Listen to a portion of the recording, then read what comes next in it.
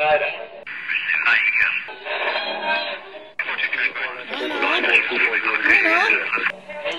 is that you?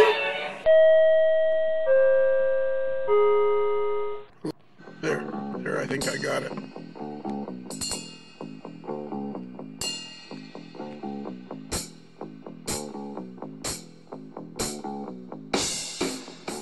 Check. Check. You do that. Blake George likes. Does Blake George like it when we do the check, or does he not like it when we do the check? I'm not sure. He kind of makes fun of it, which suggests to me he doesn't like it. But was that Blake or Bill Ford? I can't remember. I can't now either. I know it was one of those two guys. Yeah. I apologize. But you'll notice we haven't stopped doing it. So. No. Usually that only... We've read your emails and ignored it. No. We've read your emails and we take encouragement from it. There you go. And continue on. As soon as we know it's getting on someone's nerves, that makes us want to do it all that much more. Boom, right? Boom. What do you want? Do you want me to be on time, or do you want me to park in the student parking lot? You got to pick one. Or no, do you want me to be? Yeah, do you want me? That's right. Yeah. They just couldn't understand your predicament there, could they? No. And yeah, I was just, what a strange and peculiar life I've led. But it's been a fun one. That's the important part. That's for sure. There's been some dark days, like there is for everybody. But generally, I personally enjoy always seeing. I was actually having this discussion with somebody else. I don't know how you guys feel about this, but recently I did something really stupid from a financial standpoint with the business. It wasn't a major tragedy. It was a minor tragedy. But at the end of it, I thought to myself, I said, Lionel, I says, that was really stupid. Why did you do that? And so after, a day or two of saying to myself, you're an idiot. And then I thought, geez, I should ask Brad, but no, I won't do that because he'll only agree with me. So then, we could have another vote if you want. Yeah, well, I think we could have a wider audience and have a bigger margin of victory. Okay. We put a poll up on the fans page. Yeah. Oh, that's a good idea. That is a good idea. I like that idea. And if I knew how to do polls, hey, why don't I ask Andy Zimmerman? There you go. I bet he knows. Andy Zimmerman sent me a message the other day saying, I can show you how to do a calendar link. It's really easy. I said, I don't care. I don't want to do it. But then you'll know how. Exactly. If I know how, then I'll have to do it. Yeah. I don't want to do it. I don't need any more useless information in my head. Got that covered, right? You've listened to the podcast for a while, Brad, so you've probably heard me say this. But I try to keep as little information in my brain as possible. And I keep important things in my brain, like be careful with a skill saw. You can cut off your finger. That's important, yes. Yeah, like that's always in there. I never take that out. That's always in there. How to do a calendar link, I would consider that useless information. Sure, show me once, but it's gone after that. Yeah, yeah, I get it. It's kind of like T-track modules. It's something that you don't really understand and you don't care to understand, right? Exactly. Yeah, half the fun is not caring not to understand. Which actually, no, all kidding aside, I believe is one of the reasons I get along so well with my employees. Because once I establish that they're quite capable of doing their particular job, I don't keep track of what the job is anymore. I'll ask a lot of questions. Hey, Barb, why are you doing that? Well, because blah, blah, blah, blah. Oh, yeah, right. I'd forgotten. And then they feel a sense of responsibility and a sense of belonging, I believe. I think I stumbled onto that since that and I can't even remember the story I was going to tell you now. Well, this is a great start to the show, don't you think? Don't run with scissors? Yeah, don't run with scissors. That's what it was. Also good advice. It is. It's pretty good advice, yeah. But I've been sort of sticking that one's sort of fading because there's not a whole lot of running left in my life. Yeah. Especially right now. Don't amble moderately fast. Yeah. Don't hobble with scissors. Oh, gosh. So, did you have fun at Tomstock, Brad? I sure did, Lionel. It was a great time. What was your favorite part? Just getting the AML gang together again. Haven't seen many of those people since Springfield, and it was just nice to have the whole community that this podcast has created. Not the whole community, but a large portion of it together again, and just enjoying each other's company and all the fun stuff that the Queso Cowboy had planned for us. It was a great time. Yeah. I heard a rumor that there was no incidents involving somebody trying to pull the emergency brake on the RDC this time. Is that true? Yeah, we finally got away from that. That was a good. That's another one up there with don't run with scissors. Don't pull the emergency brake on a moving RDC. Yeah. I couldn't believe that I won all the NCE power cabs. That was a stroke of luck on your part. Yes. And then I won the Rapido RSU 18 that they so generously donated. Nice. And then nice. And then I won the stuff from Iowa State Engineering. And then after the drawing, you said it's good to be king, right? Yeah, exactly. It just was a coincidence that my name kept getting pulled. Yeah. Can I ask a question? Sure. Which channel are we on? We're on the free channel. Thank you for reminding me. Yeah, because you mentioned something, and I was about to jump in, but I didn't hear the whole phrase, and I wasn't sure. So now we are. So now that we're 7 minutes into this puppy, maybe we should get on with the show. Yeah. Da da da da da da da da da da da da. Now I got to put that into the podcast. Da da da da da da. Brad, take it. I don't know what we're doing. Bugs Bunny show. It's the Bugs Bunny show. It's the opening song of the Bugs Bunny show. Light the light. Da, da, da, the night. The night.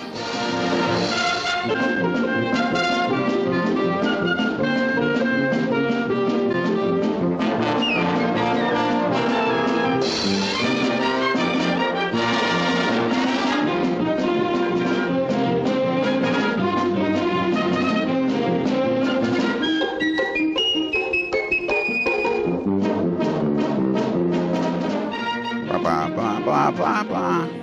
On with the show. This is it. Yeah. Don't sing anymore. It's funny. All right. It's funny you should mention Seinfeld. Yeah. Yeah.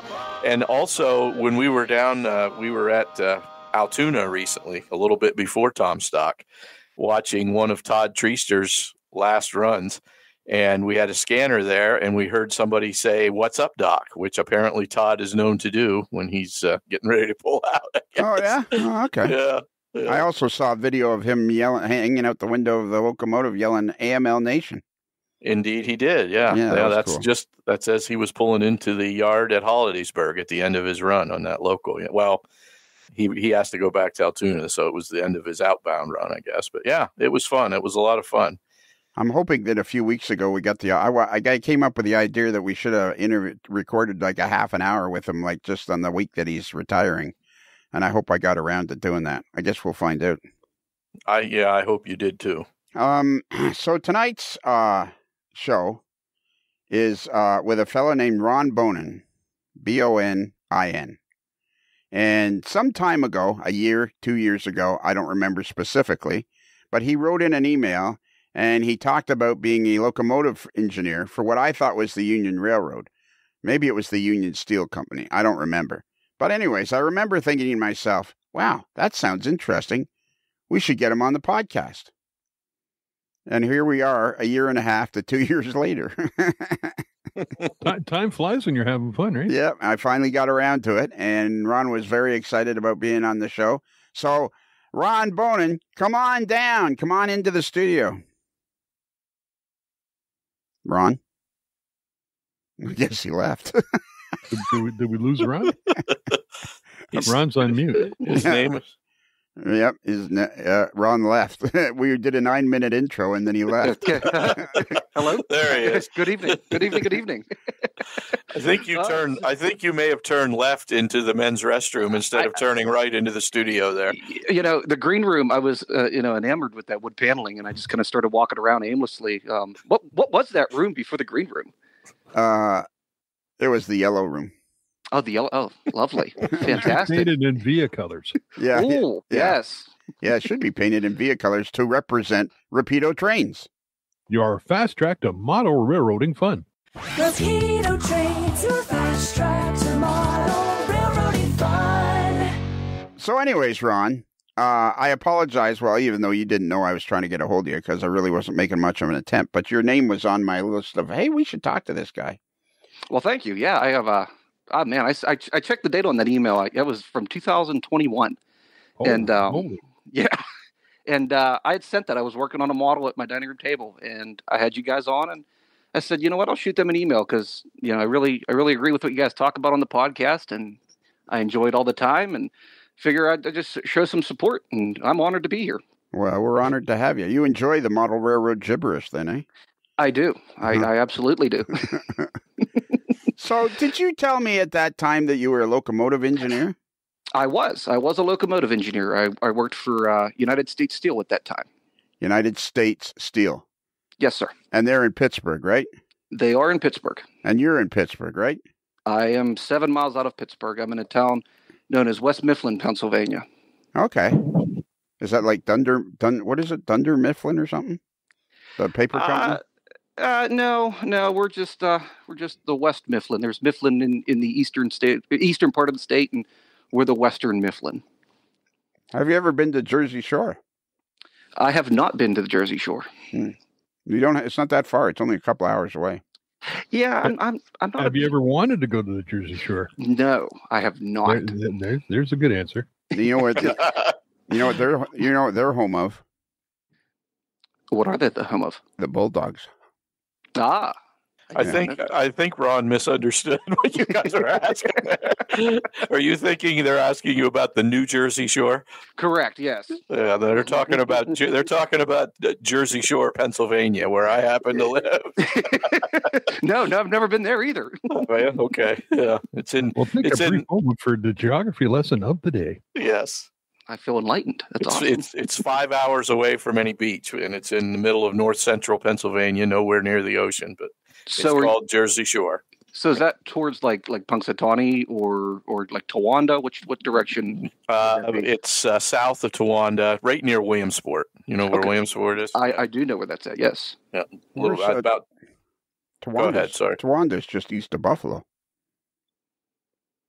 Yeah, it's a little bit. It's to the north and east of us. Yeah.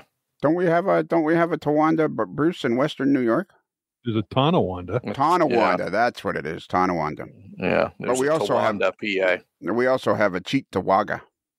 Yes. There was a there was a sky scorcher. Good old Irv with the news. Yeah. A barn burner in Tonawanda tonight. There's a sky scorcher in Cheektowaga. I speaking of Towanda, it made me think back. Right out of high school, me and my buddies wanted to do a road trip somewhere, and on the map, I just found Towanda, PA, and it sounded cool. I said, "Well, let's go. We'll get in the car and drive up to Towanda."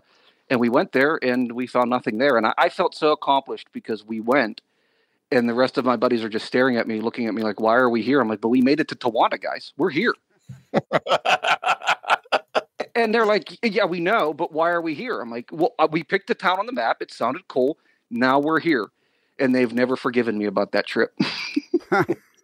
Well, and here's something, an interesting side note to that. There's nothing that sounds cool about Towanda.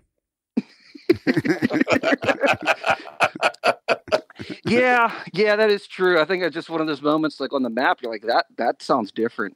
It's not a regular pin. We're losing them. We lost you, Ron. Broke up during re-entry. Yep. Hello. Yeah, broke up during re-entry. Sorry about that. The heat shield must have failed. Yeah. The gods of Towanda are upset we're talking about them. So where is Towanda? I'm looking at a map now. That's like north central PA, if I stand corrected. No, that's correct. What towns are you looking at currently? What are you close State to? College, Phillipsburg, Tyrone, Altoona, Edensburg. You gotta go northeast of there. It's Towanda is pretty close to the New York border. Okay. Near Mansfield, maybe? Would be east of Mansfield, I believe. East of Mansfield. Jesus. Yes. Yep. Oh, I found it. Okay. Oh, I can see why you went there.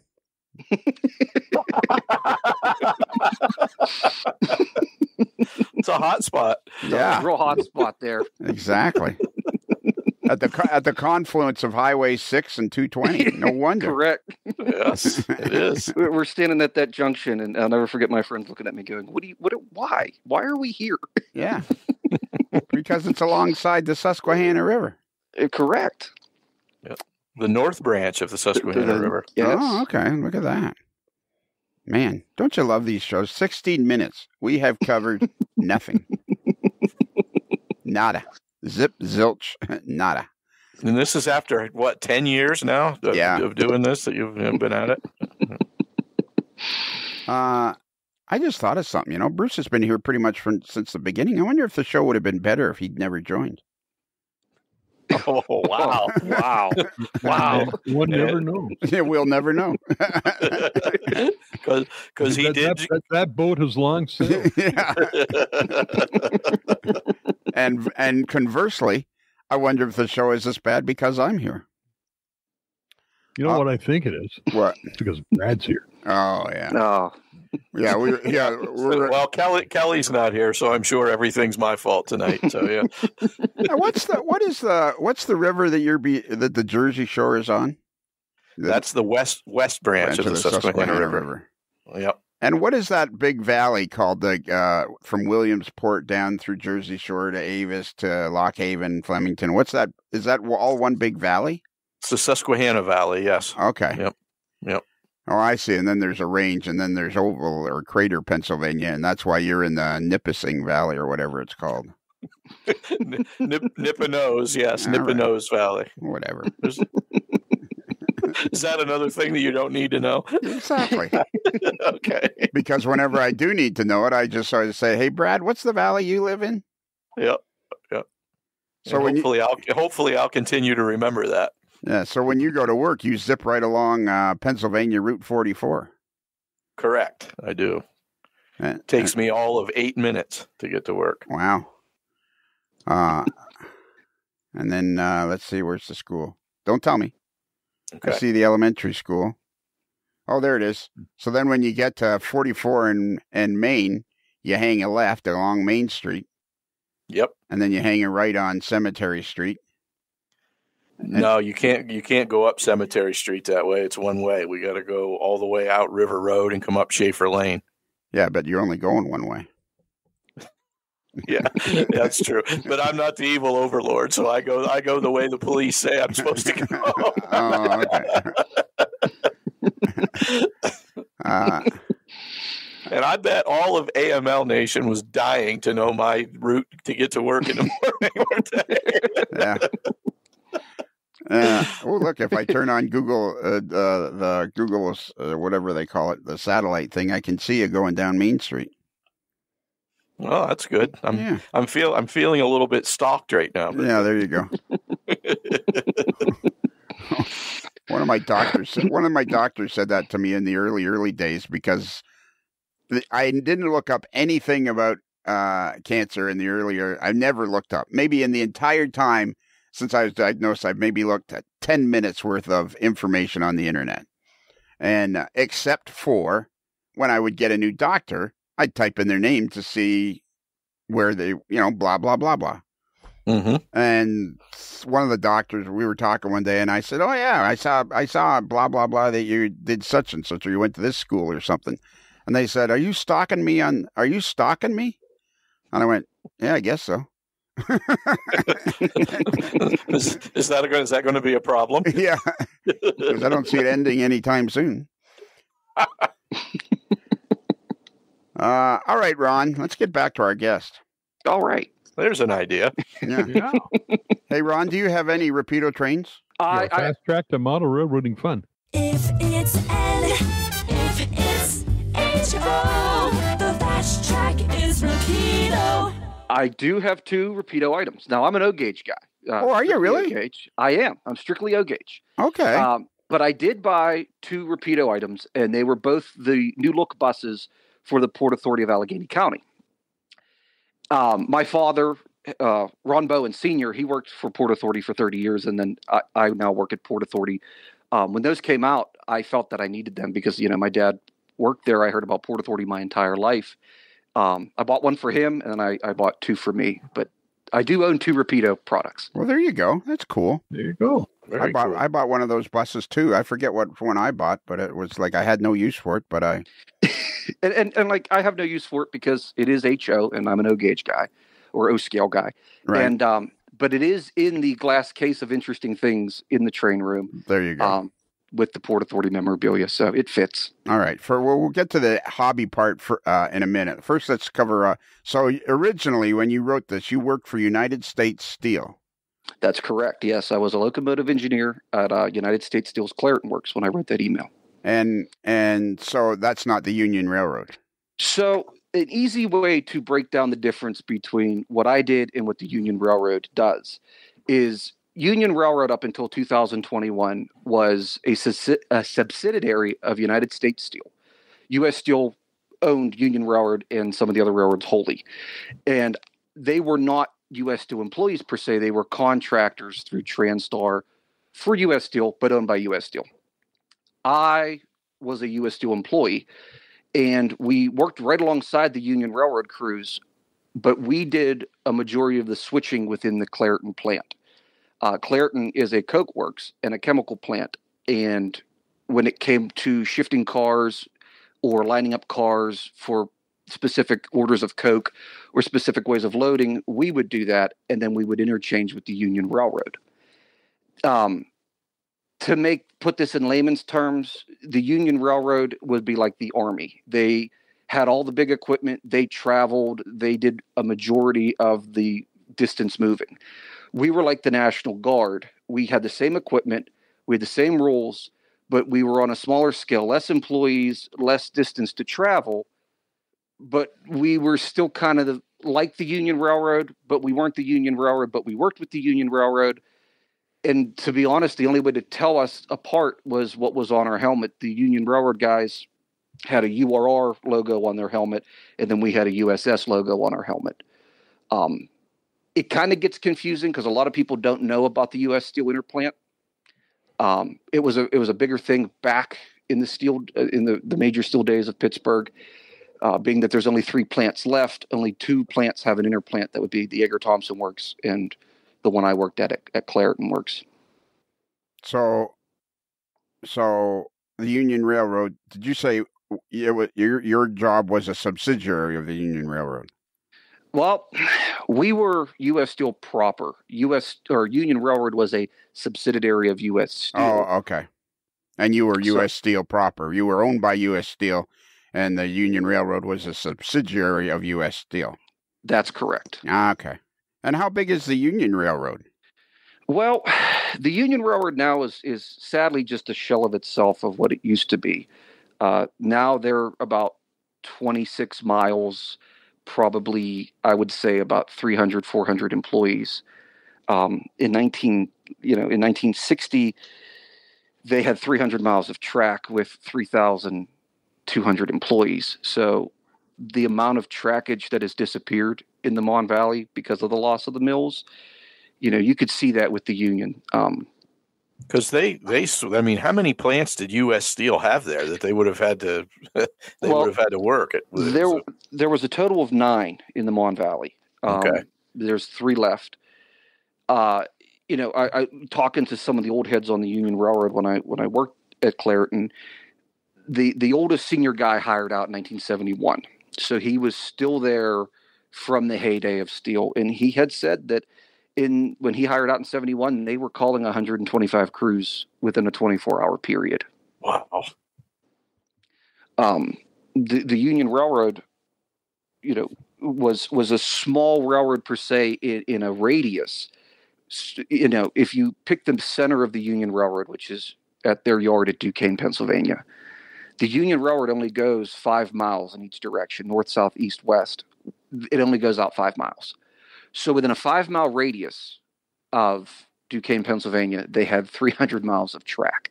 Wow.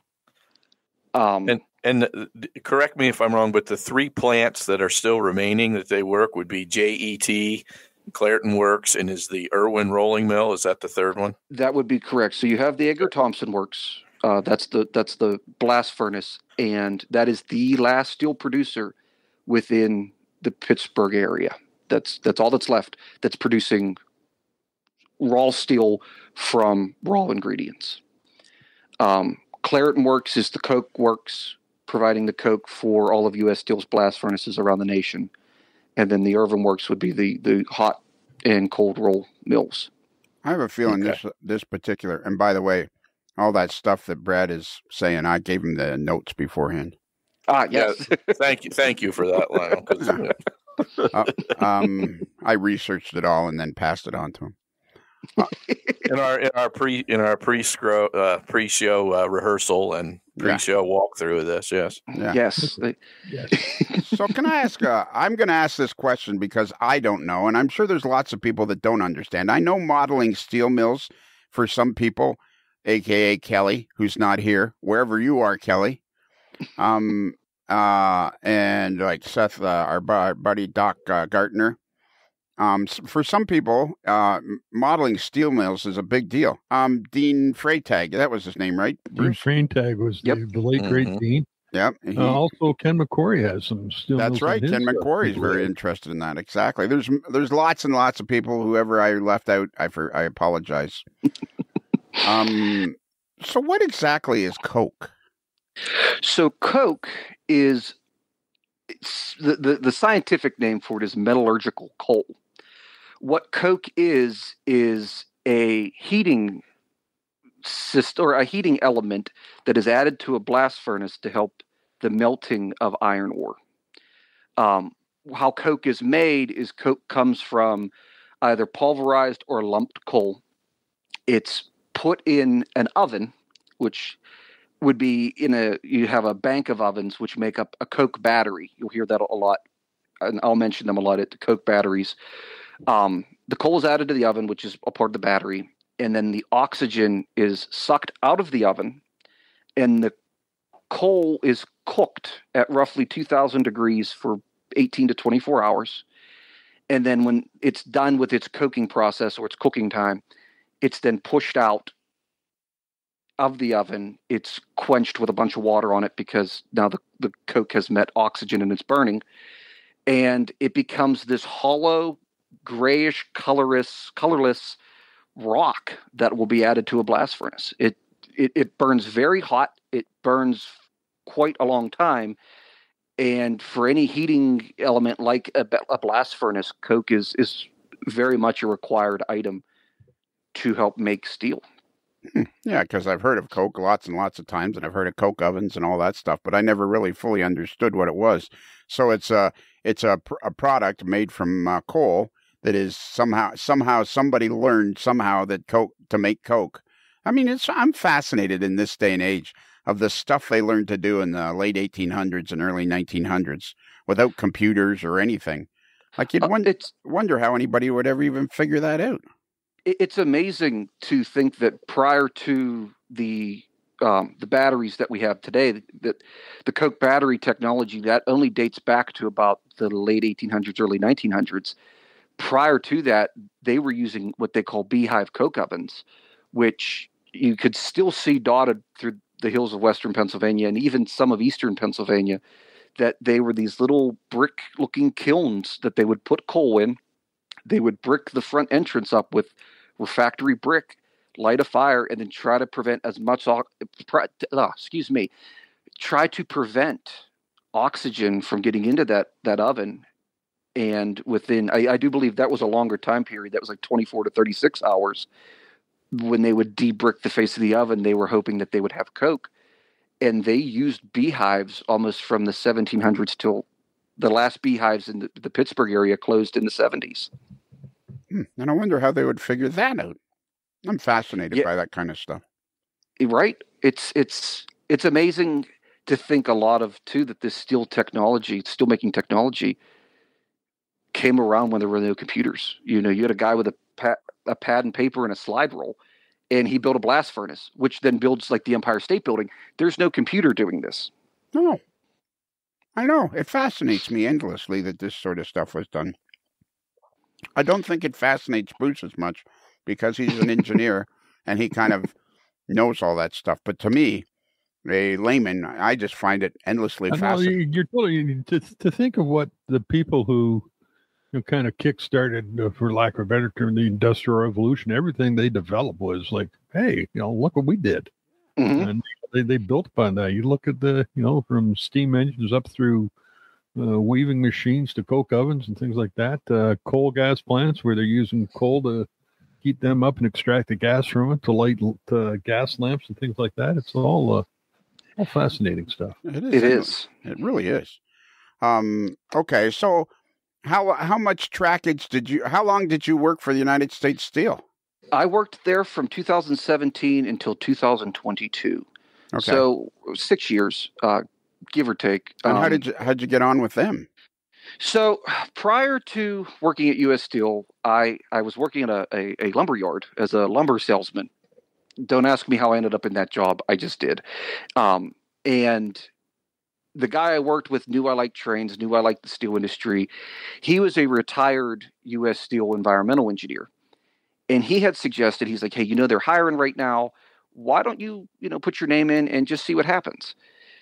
And I did. I applied and I got a call back. And originally the job that I had applied for was for the Irvin Works, which was the rolling mill. And in the world of U.S. Steel, Irvin Works is known as the country club. It's the less dirty mill. It's the less hot mill. I thought, I'm going to the good place, right? And I did the interview, did the tests, and I get a call back from the U.S. Steel HR department, and they say, we want to extend the job offer to you for a laborer at Clairton Works. And I was like, wait, what? I thought we were applying for Irvin Works. And she's like, you were, but they need as many people at Clairton Works as they can because the retention rate is rather poor right now. Do you want the job or not? And I'm like, all right, I'll take the job. I'll take the Clairton Works job.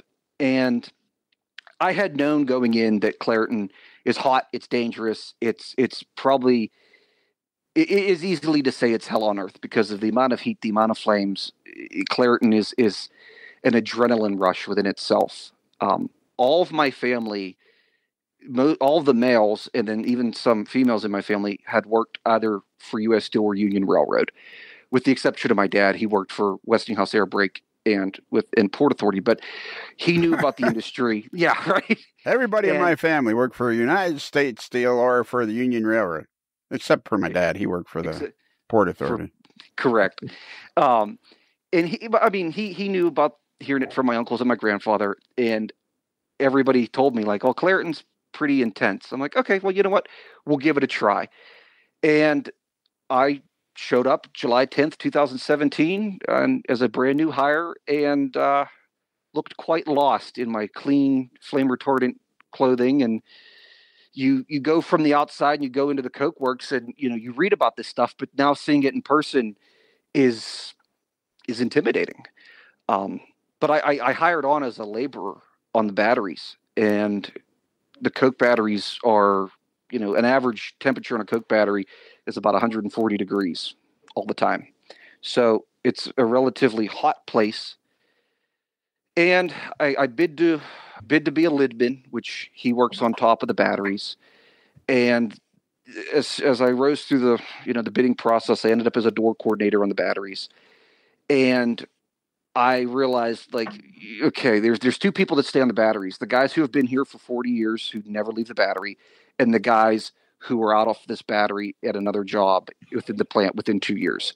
I want to be that guy. I don't want to be stuck on this battery every day because of how hot it is and how harsh the work environment is. I like trains. I've always liked trains. So a bid came up for a laborer in what is called the screening station. And I bid on it because to get onto the interplant railroad within Clairton Works, you have to work in the screening station. So I put the bid in and I got it, and I became a laborer at the screening station. So what the screening station is when the coke is dumped out of the hot car or the quench car onto the coke wharf. There's gates on the coke wharf, and they open up, and the coke pours onto conveyor belts, and it goes up into the screening station. And the screening station is nothing but a giant sorting facility. They have vibrating gyrexes. They have these screens, steel screens, that's where it gets its name from, that sort and size the coke to load into the hoppers. All your so it'd be similar to what they did in the coal facilities to sort the coal into sizes for shipping. Correct. That's exactly what it's like. Brad, Yes, Lionel. did you ever use one of those for exercising? A screening station? No, I don't believe No. I did. No, the vibrating gyrex. Nope, can't say that I've done that either. Oh, okay. Maybe that's my problem. They were very popular in the 50s. Yeah. Okay. It's amazing what you learn being part of this podcast. It Exactly. is. It really is. But so it sorts the coke into sizes, and the coke dust, which in steel mill terms is coke breeze, would fall into a hopper, and from the screens and the gyrex, it goes down more conveyor belts and then is loaded into the train cars. Okay. So the coke, when it's comes out of the coke oven, it goes into special cars that you drag for a few hundred feet or half a mile or something into a place where it screens it all out to dump into hoppers. Correct. Yeah. After it comes out of the ovens, it's quenched. We call it quenched. They dump a ton of water on it, and then it would be dumped to go up into the screening station. But yes, that's correct. Yeah. What are the cars that look like they're little? I don't know. They're little bowls They're like bowls with a small opening at the top, and they're just around steel mills. Oh, the molten steel car. The torpedo cars. Yeah. Oh, they're the torpedo cars, of course. Yes, sir. Those would be out of blast furnace, not a coke works. Okay. Yeah, coke was often shipped. I know back in the day, I'm not sure how late, but there was kind of like a high-sided gun that looked like a wooden fence with slats, because coke is very light compared to coal, so they could okay. use something that looked like a fence on a gondola, basically. So those cars were called racks, and that's how they get their name, was from that rack of wood that was added to the top of the car to give the excess height to load more because of the light weight. That name still applies within Clairton Works. When you had the Union Railroad hoppers that would run from Clairton to Edgar Thompson Works and back, they were just Union Railroad dedicated service. They were not interchange cars. So they would never end up on Norfolk Southern. They would never end up on CSX. They just permanently stayed on the Union. We called them racks still. And that term went back to the 1890s, early 1900s, because originally those gondolas and those hopper cars had those wooden racks installed on the top of the car. It's interesting too, in the steel industry, everything has like 3 or 4 names for the same thing. Like when you tell people like, oh, we were loading racks today, and they look at you blankly. Or you say like, oh, we were loading B&Os. Well, the B&O hasn't been around since the 80s via chassis system. Right. The CSX cars that came in were still called B&Os. So when you would call a yard office to say, what do you have for me? And they tell you have 30 B&Os coming in. Okay, you have CSX cars. But we never called it a CSX. We called it a B&O. Oh, okay. I have questions. Okay. I don't think Rapido trains. Your fast track to model railroading fun. Rapido trains, your fast track to model railroading fun. Has made any cars that are steel industry cars. I don't think they have. No, I don't think so. So how much? So how did you become? What's the short? Give us the cliff notes for how you became a locomotive engineer. So the cliff notes of it, I go through the screening station, become a laborer, and a bid comes up for a locomotive engineer in Claret Works, one of the yards in Claret Works. And it was a switching job operation. And I said, I want that job. And they said, and they said, can you operate a locomotive? And you said, for sure. Pretty much. Exactly. I sure can. And I bid on it and I got it. And it was one of the, the happiest moments of my life that I've become a locomotive engineer. And I'm telling the guys I work with that I got this job. And the one guy goes, "Ooh, you got that job." I'm like, "Well, what's wrong with that?" He's like, "There's a reason why no one wanted that job." I'm like, "Well, it's a locomotive engineer job. It's something I always wanted." He's like, "Well, good luck, kid. Good luck. You'll see." So I trained as a brakeman first because even though I held a locomotive engineer bid, I had no idea how to operate a locomotive. Right. Or be a brakeman. So you got to, just in case you get bumped down, you had to learn the ground. You had to learn how to be a brakeman. You had to learn all your paperwork. And then I become a locomotive engineer. And the technical term within Claret Works for an engineer, they call it a motorman. They don't call it an engineer. It's because of a certain locomotive style that we had within the mill. I'll get to that in a little bit. But the engineer job's called a motorman, and the conductor's called a brakeman. It's once again one of them things in the mill that has three different names for the same job. So, they tell me, you don't want this job. Okay, well, here I am, first day. I'm still a brakeman. I'm not even in the cab yet, but I'm getting paid an engineer's rate. And my engineer is a brakeman who was bumped up into an engineer's spot. So we are like both brand new at what we're doing. And it's 1 a.m, it's raining, and we're released out into this railroad yard to start playing with 1-to-1 scale trains in a coke plant.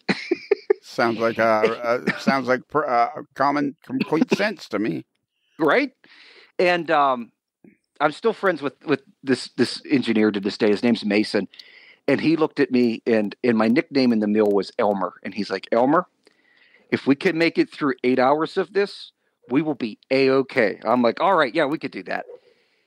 And it became clear why no one wanted this job, because you had, at one unit yard, you had the screening station that took care of 1, 2, and 3 battery. They were the smallest and the oldest batteries at Clareton. And every oven produced about 10 tons of coke. So you were probably, that side of that mill was slower. The opposite side, the 1 unit yard switching job, also handled what we called 4 station. And 4 station handled B and C battery. And they were the big, gigantic, massive super batteries that Clareton had put in the 80s and then in the 2000s. Each of those ovens pushed like 25 tons of coke every 7 minutes. So you were constantly running, moving cars. It was never slow. You would set yourself up on the one station side, knowing that you had time because they were slower, and you would automatically go back, switch over to the tracks to get to 4 station. And by the time they had loaded the amount of cars and you brought new cars in, the 1 to 3 side was ready to go, so you had to pull them out. And by the time you brought cars back, B and C battery were already caught up to where you had left off with them. So it was a constant running. And after that first night of doing that in the rain, kind of clueless, because now you're the guy in charge. You're one of the 2 men doing this. I stepped off the locomotive and was like, "Whoa, that's intense. Like this is wild." But I stuck it out, and I loved it. You got used to it, and then they sent me to diesel school, which was the school to work on the locomotive. Became a qualified engineer, and then I was no longer the brakeman. I was the guy in the right-hand seat who sat in the cab and watched the brakeman do all the work. So where's diesel school? Diesel school was at U.S. Steel. They'd have the trainer come down, and it was about 2 weeks. They walked you through how the locomotive worked, how to turn it on, basic maintenance of it, like check your sanders, and then they taught you how to operate the locomotive. And how many people would have been in diesel school? There was another gentleman with me. There were only two of us in that school Yeah, I at was that gonna time. say, yeah. Now you said the one battery was slow. Yeah, that would have been 1, 2, and 3 battery. Yeah, that's where Brad would work on the slow side.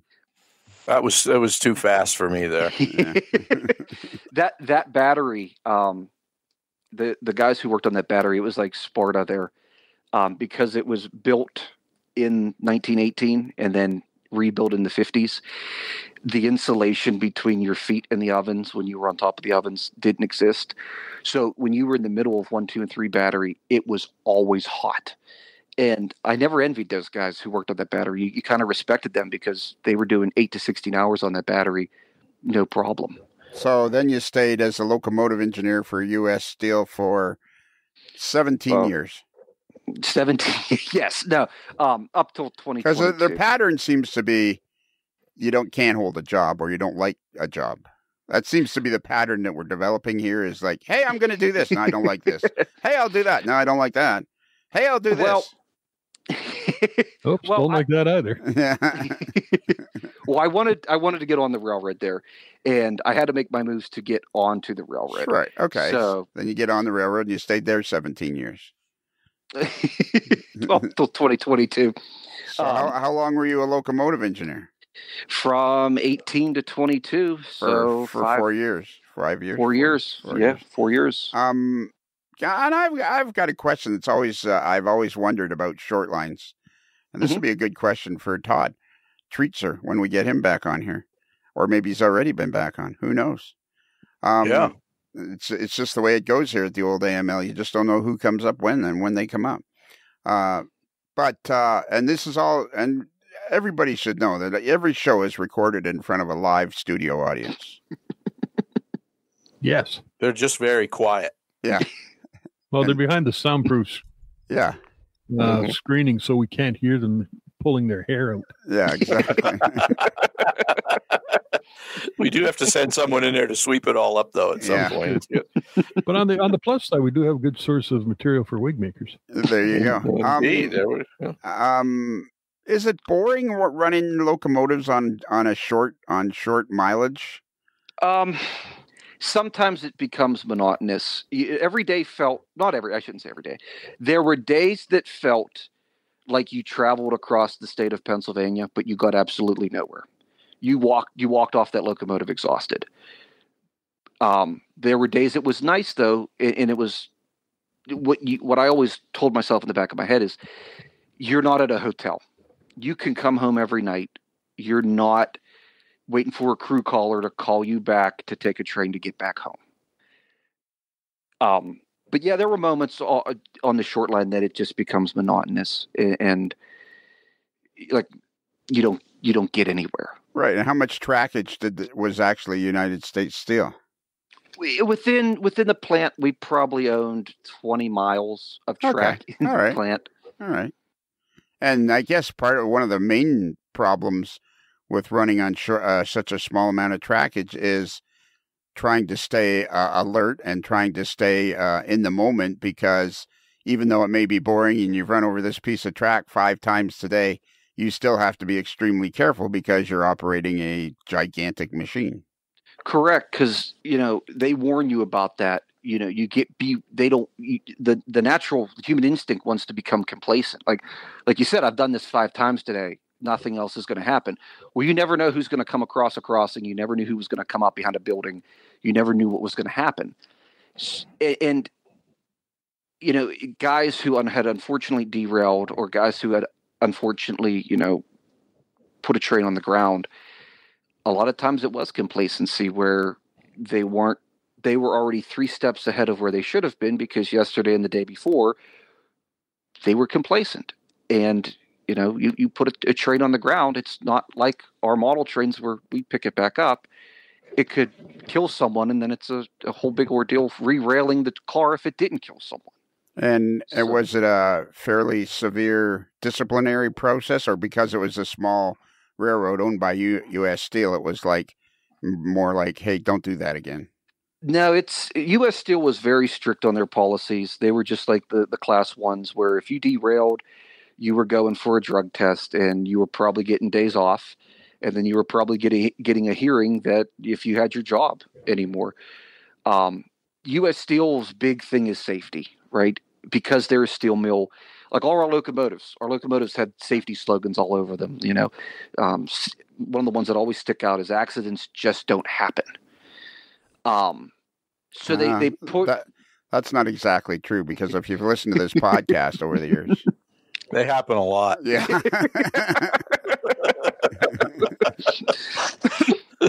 Yes. Others may refer to as unscheduled events, but we get down to it. We don't want to get bogged down in semantics, do we? Yeah, exactly. But that being said, they were very strict on that. Okay, that's cool. No, that's good to know, because it's interesting to know that. Yeah, the Union Railroad was also very strict on rules and safety.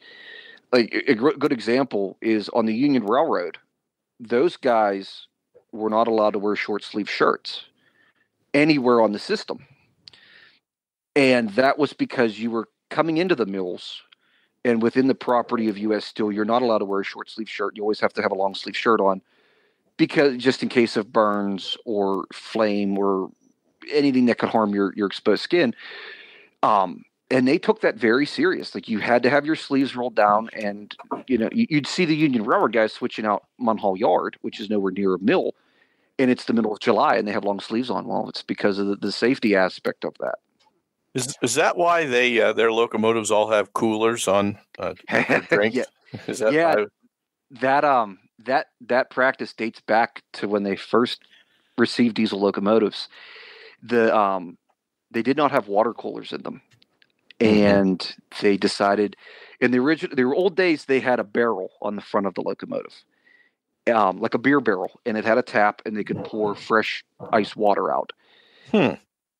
As we progressed into the 70s, you started seeing the plastic Coleman coolers. But yeah, those are full of ice with water and Gatorade in them. Because I know I was rail fanning trackside between the Edgar Thompson plant and the rolling mill.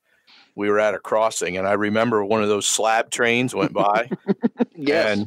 And I felt this blast of heat, and I thought, well, was that diesel exhaust? And then I realized it was the heat coming off these steel slabs that had just come out of the. So I'm sure it is very hot for those guys when they're doing stuff like that. It is that if you ever notice those slab cars, they're actually stenciled hot at the bottom of them, and when those slabs come out of the caster and they end up in the slab yard, their turnaround time is slim to none. So as soon as they're cool enough to pick up and load, they put them on the car. And, that's part of the mystique of seeing the Union Railroad, is getting to experience the heat blasting off the slab train as it comes past you. Yeah, you never forget it. The first time you feel that, it's something. It is wild stuff. So I take it that you would have been at a Grant Street crossing then to see that. That's cool. That's right down the street from me. So. Oh, okay. Yeah. Yeah, I know. I couldn't remember the name of it, but we were with a guy who had rail fanned the Union a lot, so he knew all the good spots to go. And he said that's a pretty common place where people go if they want to video or take pictures at that crossing. And that crossing is one of the few places that back in the day, Union Railroad or the U.S. Steel Police would not chase you from. U.S. Steel was very, very protective of the Union Railroad for years. That's why it's actually hard to find a lot of old rail fanning photos or video of it, was because they immediately chased you away. Mm-hmm. They always said that was for security reasons, that came after World War II and then the Cold War. And then they always also said they didn't want competitive steel companies to see what they were doing. And so it was always shrouded in this mystery of what the Union Railroad was doing, or you saw them, but you couldn't see every part of it. And I think it lured people more to it to see it. Mm-hmm. It is a really interesting railroad. I had no idea that, I knew it wasn't a huge railroad, but I didn't realize the small radius, mileage-wise, that they operate in until you brought that up. The furthest north. Oh, I'm sorry. Go ahead. I think technically I brought it up. Oh, did you? Sorry. Yeah, Sorry. I asked a pointed and interesting question. I said, so how much trackage do they have? I apologize for not giving credit where credit was due there. Yeah, the furthest north the Union Railroad goes is up to a place called North Bessemer Yard in Penn Hills. And that's where they interchange the ore trains with the Bessemer and Lake Erie. The Bessemer and Lake Erie at one point was a U.S. Steel owned road also. They're now CN. U.S. Steel had sold them off. That's where all the ore comes down from the Great Lakes. Sold them off to CN? That's correct, yeah. The Canadian National Railroad? That's correct. Okay. Out of the original, we'll say 12 U.S. Steel owned roads, U.S. Steel sold quite a few of them to Canadian National a few years back. The EJ&E being one of them, and then the Bessemer and Lake Erie being another big one. But that's the Mon Valley's lifeline to get their ore from the Great Lakes. So you didn't stay there 17 years, you stayed there 4 years. Correct. And then what happened? Well, so my buddy Mason, the engineer that I worked my first day with, we became friends, always talked. And when everybody said to you in the mill, "Did you hear the news?" That was never good. And I was at my locker and he came around the corner and says, "Did you hear the news?" I'm like, "Oh, now what?" He's like, "They're selling the railroad." I'm like, "What?" He's like, "U.S. Steel is selling Union Railroad." I'm like, "Oh, that's not good." So he shows me the article and it said all rail operations. So then we were wondering if we were going to go also, because we were the rail operations within the plant. You know, I get someone buying the Union Railroad. There was more to it than just what we were, but what was going to happen to us. So, you know, we kind of sweated bullets with that. They kept us. They didn't sell the inner plant, but they did sell the Union Railroad. And then we received a letter probably, I don't know, 3 months later that said that U.S. Steel was trying to become green and they wanted to get out of using carbon in all of their mills. Well, Clairton Works' main product is carbon. So I'm looking at this paper saying, okay, I know where we're going with this. I'm going to start looking. I don't want to get caught here 15 years into this, 17 years into this, and have to find another job in my 40s. And they did shut down one of the batteries at Clairton, I think, recently, didn't they? They shut down 4 of them. They shut down 1, 2, and 3, which were the oldest, and then they shut down 15 battery. So when I started, there were 10. Now there's 6. Mm-hmm. The yard that I had worked in, 1 unit yard, in the yard office that I reported to every day, all of that is gone. They ended up ripping all of that out, tearing the yard office down. How old were you when you started with United States Steel? I was 23. Oh, okay. And it was funny. You explain to people, like, how old are you? I'm 25. What do you do? I'm a locomotive engineer. And people would look at you odd. You know, my friends, they all knew that I'm into this, so they didn't. But even old head railroaders like, well, how are you an engineer at 25? Well, I bid to it and got the bid somehow because no one wanted that job. But them getting out of the carbon aspect of steel making was what drove me to say, I'm going to end up leaving this. I didn't want to leave railroading. I love it. I love operating the locomotive. I love the guys I worked with. It was just, I didn't want to be stuck. So my father, 30-year veteran of Port Authority of Allegheny County, now Pittsburgh Regional Transit, he had kept telling me, why don't you look at Port Authority? And I said, oh, no, I'm good. He's like, you could work on a railroad with Port Authority. Oh, okay, Dad, okay. Well, this letter comes out, my world's rocked, and he's like, you should start looking at Port Authority. Sounds like your dad was a bit of a nag. With his son's best interest at heart. Well, absolutely. Oh, I nag at my son too. Yeah. Right. And my dad nagged me yeah. and blah, Guess blah, what? blah. Dad blah. was right. Yeah, it turns out he was right, but that's got nothing to do with it. He was absolutely right. I'm a 20-some-year-old punk thinking like, Dad, what do you know? And he's telling me, you should look at what your options here. And I went on Port Authority's website, and they had a job opening for a signal maintainer on the light rail system. And I said, you know what? I'm going to just apply for it. Yeah, because I can do that. Because I can. There's like Port Authority of New York, or Yeah, it's kind of like the Port Authority of New York. Without the port. Yeah, correct. Without the port, we have buses and trains, no boats. Oh, It's like the Port Authority of New York without the Staten Island ferry. Correct. Yes. And that's actually kind of the reason why they changed the name recently. They changed it to Pittsburgh Regional Transit because since 1964, it's been called Port Authority of Allegheny County Transit or Port Authority Transit. And, everybody around here always knew it was PAT. That's what we called it. But new people who would move to Pittsburgh would be like, why is it called Port Authority? I get it. We have Three Rivers, but there's no port here. It's the transit agency. I don't get it. You're not supposed to get it. You know what they should do? I never thought of this, Brad. Maybe they've already done it. But you know what they should have done? They should have built a stadium right where at the confluence of the Three Rivers and called it Three Rivers Stadium. Yes, they should have. It's hard to believe they never thought of that, isn't it? Yeah, I can't believe it. They need you on their planning commission. Exactly. And then if they had a football team, because it was Pittsburgh was the heart of steelmaking country, they could call them the Steelers. Well, another good idea. And then have a hockey team called the Penguins. I'm not sure how that fits in. No, me neither. That I never.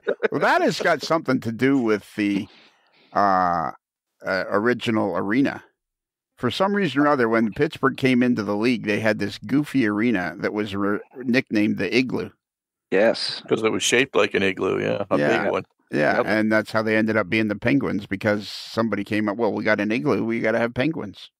Built with U.S. steel. Yeah. It was built with U.S. steel. Yes, that's correct. Of course, naming it penguins with igloos is total opposite ends of the world, but we won't go there. Exactly. And then their baseball team was called Pirates, and I guess because they were on the river, they thought they had pirates or something. I don't know. If you have a port, you got to have pirates. Though. Yeah, exactly. And thus the Port Authority was created to monitor the pirates. There you go. I have a question for you. It sounds like you're a lifelong Pittsburghian. I am. What do you call Pittsburghians? The locals or the yinzers? The yinzers? No, but like I'm it's Trontonian. What is it for Pittsburgh? Pittsburgher or Pittsburgher, people. yeah, Pittsburgher, yeah, I can see that. Yinzer is people will call you that. What do they call? What is it? Ginzer? A yinzer. Yinzer. Yeah. Can you spell that? Yinzer. Yinzer. Yinzer. Now, how do they come up with that? So in the South, in like Texas, you have y'all. And then some places you have you guys. In Pittsburgh, we say yinz. What are yinz doing? Yinz okay. We don't have y'all. We have yinz. And people have picked up on our dialect and call us yinzers. According to research, yinzer with the I or a U was historically used to identify the typical blue-collar people from the Pittsburgh region, who often spoke with a heavy Pittsburghese accent. Yes. I have never heard of a Pittsburgh accent. Oh, yes. There are quite some Pittsburgh accents. They're impressive. So I drive through Pittsburgh on a regular basis. Mm-hmm. A regular basis. I drive through Pittsburgh 6 times a year, minimum. Okay. It seems like it's a great town. It's a lovely town. I love it here. But it seems like a great town. It is. It is it's got heritage and Three Rivers, and where they built a stadium, and it just seems like it's a great town. It's like because I live in the born and raised in the north. Pittsburgh seems like it'd be like the ideal place to live. It's like probably the climate is slightly more temperate, and It just it seems like there's tons of character in Pittsburgh. People call it the largest small town in America. It kind of has that vibe. Yeah, it does. This is home for me. You know, anytime I go out of Pittsburgh or the Pittsburgh, Western Pennsylvania area, it's cool to visit, but there's something about coming home and coming back to Pittsburgh. You're like, okay, but I'm back where I'm from. Yeah, but that's for everybody. I mean, if you're from Hollywood, Florida, there's something great about the southern Florida. The natives love southern Florida. You know, that's just everybody loves where they're from. I could see that. Just Pittsburgh, though, just has this like you said, this small town, vibe. It just seems like a cool place. It is. It's a cool place to explore. A lot of character. Yes. A lot of character built on hills. There's no straight lines. No. I mean, you come down 279 and you're trying to figure out how to get into downtown, and you're not a local. It's good fun. Luck. You could be a local, and there's still moments. I know.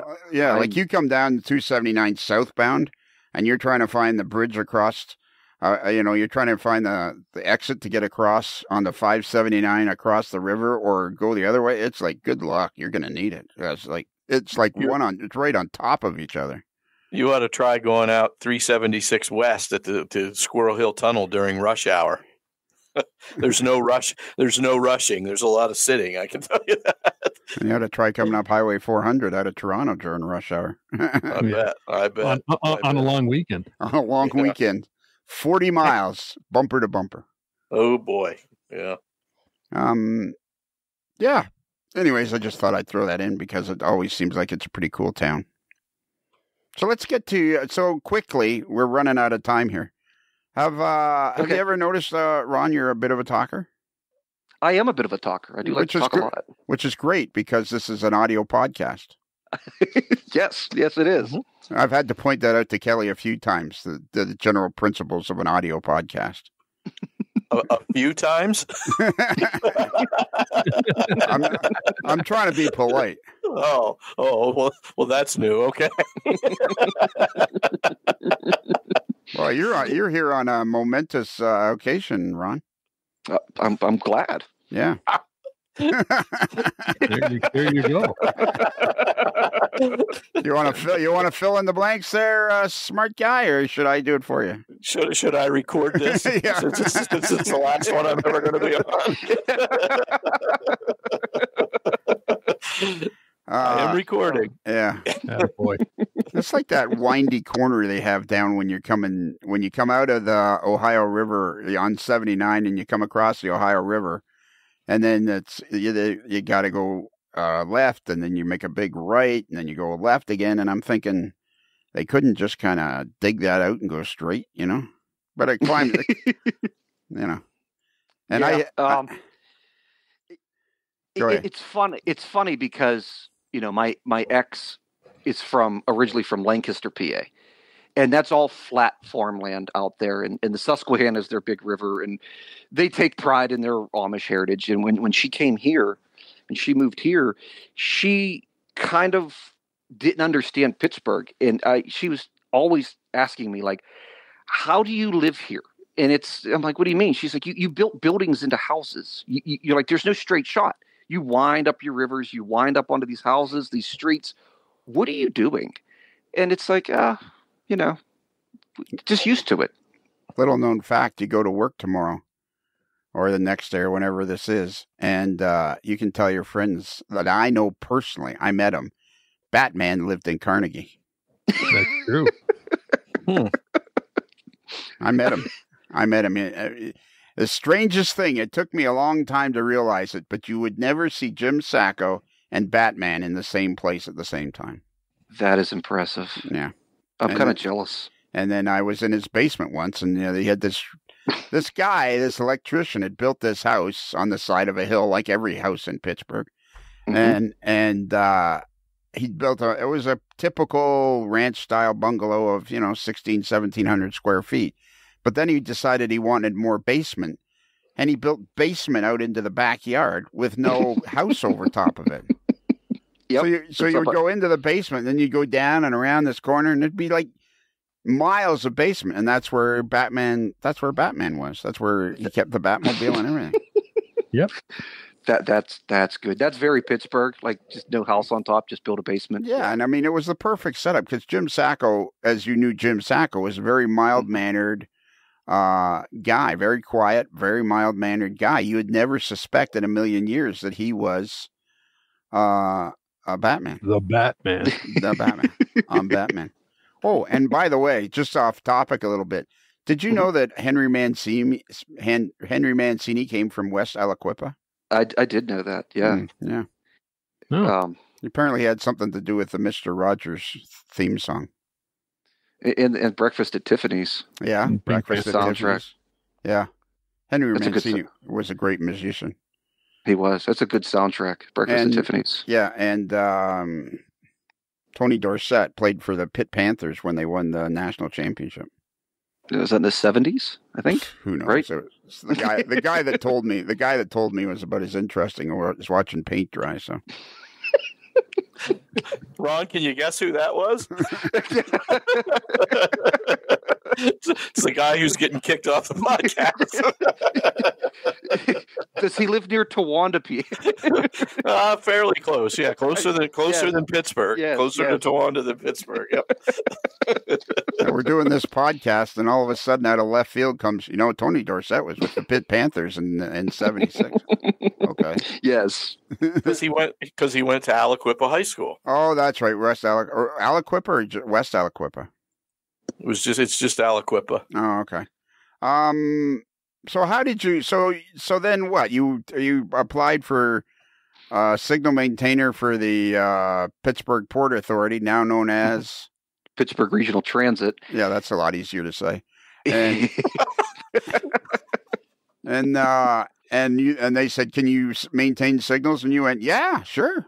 Yeah, they so I went to school for aviation maintenance, and I have a degree in all my licenses to work on avionics on aircraft. Well, now this is all making perfect sense now. Absolutely. Yes. Why else would you be driving a locomotive at a steel mill? Yeah, after working at a lumber mill. Yeah. Yep. See how and now he's maintaining signals on a railroad. Now it's all starting to come together. Yeah, it's all these pieces. But no, from the railroad experience at U.S. Steel, and then they saw the aviation education. I apologize for cutting you off. That was rude, and I apologize. But I think I'm beginning to see what your father's irritation was. What's that? the burning want to work on the railroad. Yeah. Why did I send you to avionics school? Yeah. Okay, well, if my parents would have had it their way, I would have been a drummer or a nurse or a drumming nurse. So, a drummer or a nurse? Yeah. Okay, so your parents were musically inclined? My dad is. My dad is a guitar virtuoso. Oh, cool! Really? Yeah. He. Wow. I am a drummer by hobby, but he always wanted me to get into music. He's like, stay out of the mills, stay out of the railroads. You're a good drummer. Go be a musician. And I said, you don't know nothing. I want to go work on a railroad. Let me ask you this question, Ron. Sure. Now, we've never met. We didn't discuss this in the parking lot. What is sounds like you've been a lifelong model railroader, like most of us. I have. What is the attraction of this hobby to people? Well, I think there's many attractions to this hobby. I think it is an outlet to be creative that people need. I think it's a way to link yourself to the past that you never got to see. I think it's, the challenge of duplicating something that you love. Like a good example is steel mills. A majority of people who model steel mills have never been in a mill, and they won't ever get a chance to go into a mill. But if they're interested in it, the hobby lets you do that. It lets you build a mill in your basement, and you could be around with what you like. It attracts us for so many reasons, but it always comes back to, I don't want to say we're centered to it, but it's kind of centers us into what we like. That was a very political way of saying that, or poetic way. But I think it's like, I don't know. Now you got me a loss for words because I'm thinking to myself, and it's always been in my life. I don't ever remember a memory. My earliest memory is with trains. Yeah, and I think it's, my personal opinion, and this is only my personal opinion, but it's something that I've done some investigation into, is I think that when we're born, there's a fairy angel, an angel fairy, a fairy godmother, whatever you call it, that comes around, a model railroad fairy, and comes around and sprinkles a certain kind of pixie dust on certain individuals that makes you a lifelong model railroader. Yeah, I agree. I wholeheartedly agree with that. Yeah. Because it's like people who are model railroaders, and they can't explain why they are. They just are. Yeah. People ask me, "How did you get into trains?" It's been in me since I could remember. And was your father interested in it at all, or was it strictly you? Or so it comes from both of my grandfathers and my father. My dad's dad was a big HO modeler in the 50s, 60s, and 70s. So see his old photos and slides of his layout. They're like the classic, Homosote board with the wooden trestle, and you see the Revell kits. And my dad shared that with their whole family, and they were all model railroaders and model kit builders. But my dad is not a model railroader per se. But he is a really good modeler. And when I would, growing up, I think, it was kind of living vicariously through me, the layouts that he showed me how to build and what scale was and how to paint and how to decal, that came from my dad, who is not a model railroader at all. Right, yeah. And I think that I'm noticing that more and more as even in the 10 years that the podcast has been going, we interview more and more people whose dad or grandfather were model railroaders, which, when you think of it now, we're getting to a point, like you say, your grandfather was a model railroader in the 50s, 60s, and 70s, which, was fascinating to, it's like it's a carried on thing. It's really cool. I think it's really cool anyways, but then.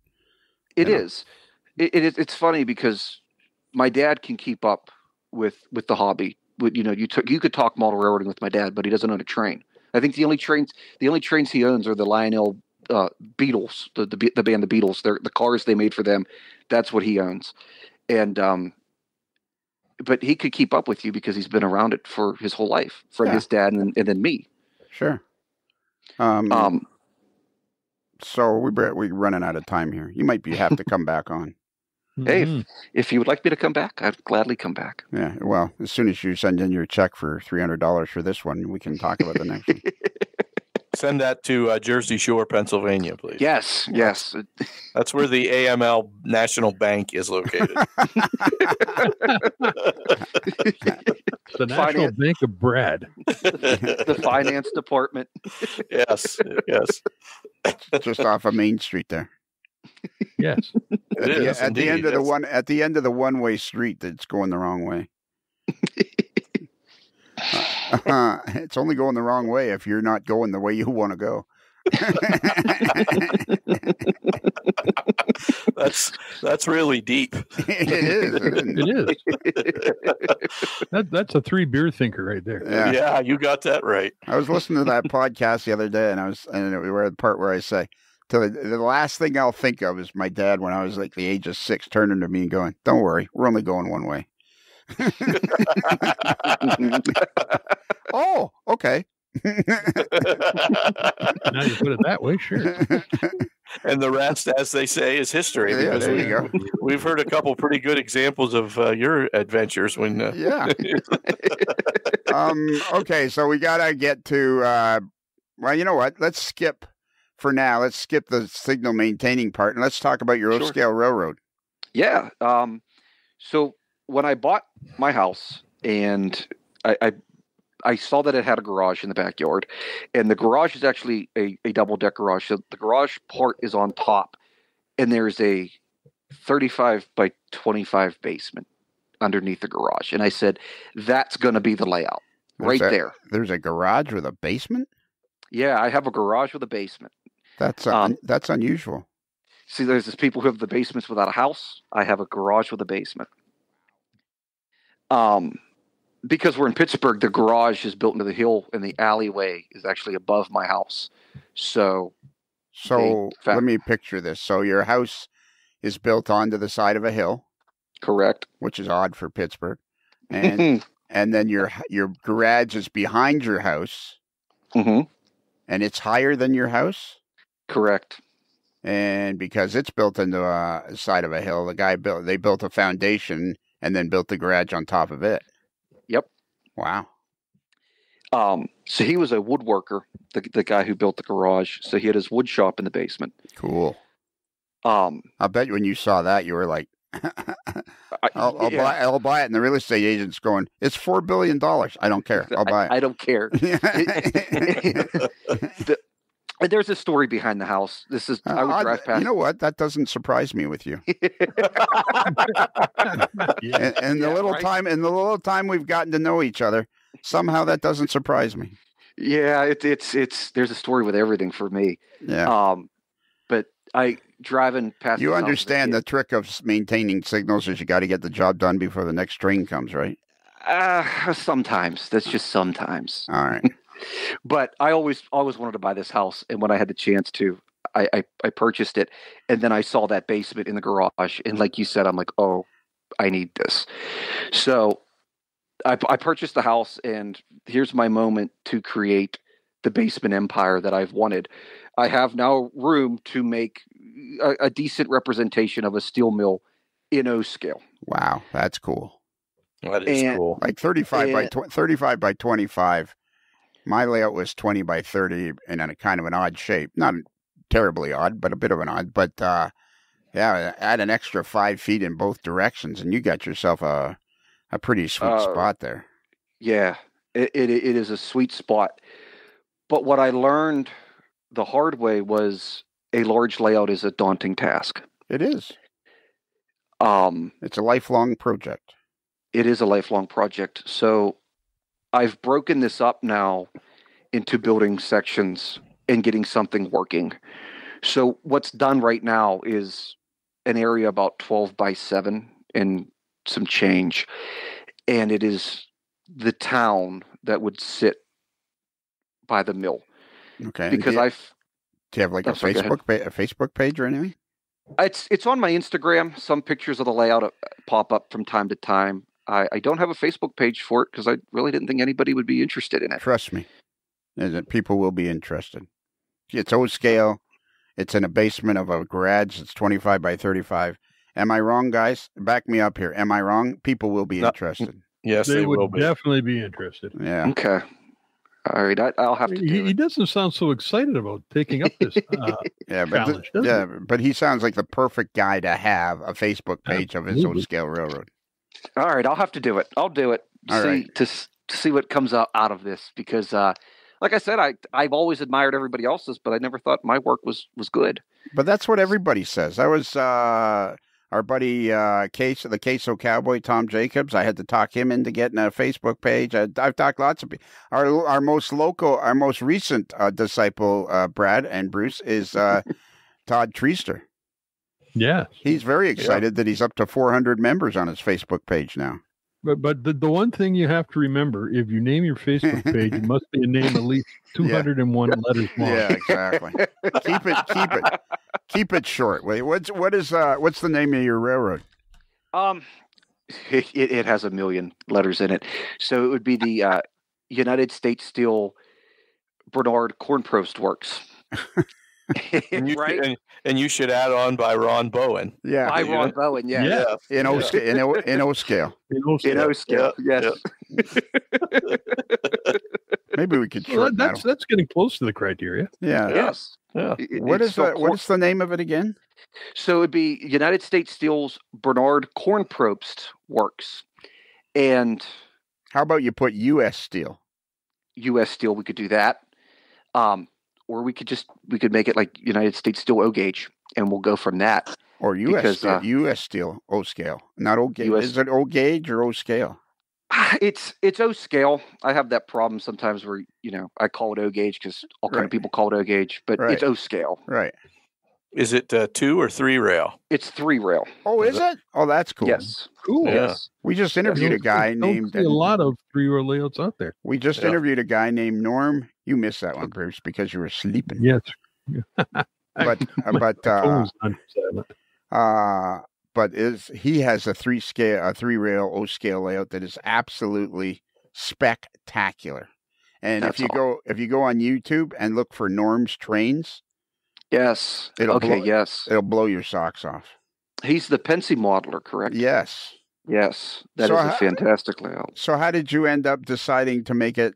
This is like 2 3-rail O-scale guys, almost back to back. I think this is going to be like back to back for episodes, Wow. anyways. How did you? That may be the first time that's ever happened. I think it might be the first time that's ever happened. And to throw another connection in there, years ago, Lionel, you and I were down one of those Southeast Michigan operating weekends. We operated on a 3-rail layout, and you never knew it. Once you got into it, you never noticed that 3rd rail, and it was just a beautifully executed model railroad. Yeah, you were. Well, he keeps telling me about all these trips we were on. I vaguely remember going to southern Michigan around the Detroit area, but you ream off all these layouts we operated on, and you know what the problem is? Ever since I got to Jim U. Daly's in Kansas City, everything after that became a blur. Then. Well, and you told us at the beginning that you're very careful about what you put in storage in your brain. Exactly. Yeah. And you are? I am doing my last podcast. No, you are Brad. Oh, so you remembered that, huh? Yeah. That's one of the things that you kept. Yeah. Yeah. What's that annoying grating voice? Oh yeah, that's Brad. So 3-rail O-scale. Yes, you absolutely have to start a Facebook page. All right, I will do it. I'll start a Facebook. I'll do it. Okay. And then send us the link so we can put it somewhere. Yeah. And we're going to be talking to you again anyway. So how long have you been working on this layout? Well, I moved in the house in 2018, so from 18 till now. Like I said, the only section that's really done is about 12 by 7. It's fully scenic, it's fully lit, it's fully operational. Really? Yes. Cool. I wanted to get that done first. Now, when you say 12 by 7, is that just a big lump in the middle of the room or something? Or It's actually, so how this went was because something that large, like 33 by 25, is overwhelming. Yeah. I decided to build it in my basement of my house. I didn't even start in the basement of the garage. Okay. I started in the basement of my house, and you know where this is going, Bruce. Yeah. I built a layout in my house, in the basement of my house once too. It was a beautiful layout. That was a great layout. It was a portable layout. A portable layout, exactly. What? Except until we tried to port it, and then it wouldn't. It was Right. It was about 3/16 too big. Yeah, exactly. And that's what I intend to do, is build it in the basement and then move it to the garage. That's what you intend? You just said it was finished. Well, it is finished, but when it would be incorporated with the larger layout, it's going to have to come up into the bigger basement. And is this in sections, this 12-foot by 7s? Yeah, is it along the wall? What is it? It's along the wall. I designed it in sections to be taken apart. The benchwork itself is all like wing nuts and screws that it could just come apart really easy if I have to move it. No or when I move it. shortage of those here. No.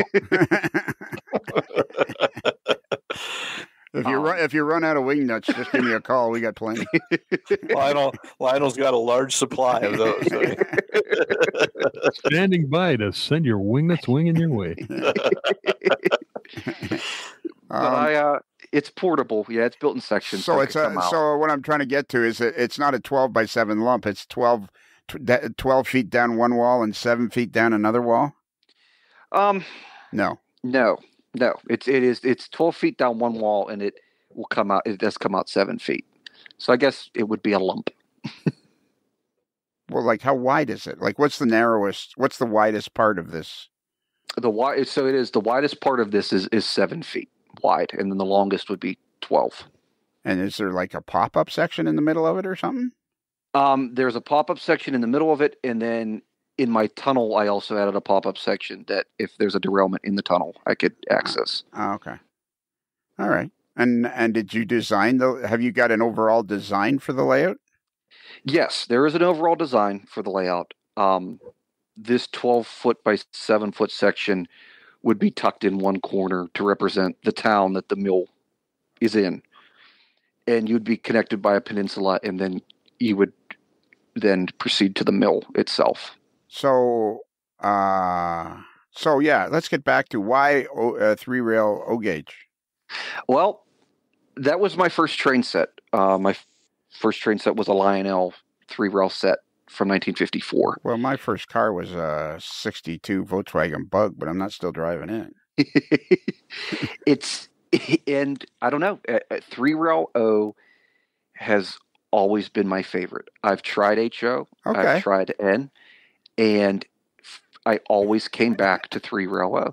Well, N scale. N scale is like the Wi-Fi. When it works, it's great, but when it doesn't, it'll drive you nuts. I was not a fan. I don't know. It just, we got a guy who's quickly becoming an AML staple. Who's got a gigantic N scale layout, and I don't think he'd want. He may have the biggest N scale collection in the world. That's what I'm guessing. Yeah, Todd Treaster. Todd Treaster, yeah. Yes. So you went and you tried other scales, and you came back to it because you like the size, you like the way it runs, you like probably the availability of stuff. Yes. Steel mill stuff in O scale is very plentiful. You could buy torpedo cars, coke cars. A lot of Union Railroad equipment is available in O. And that was a major selling factor for me. And working around the real equipment, trains are big. They're just huge.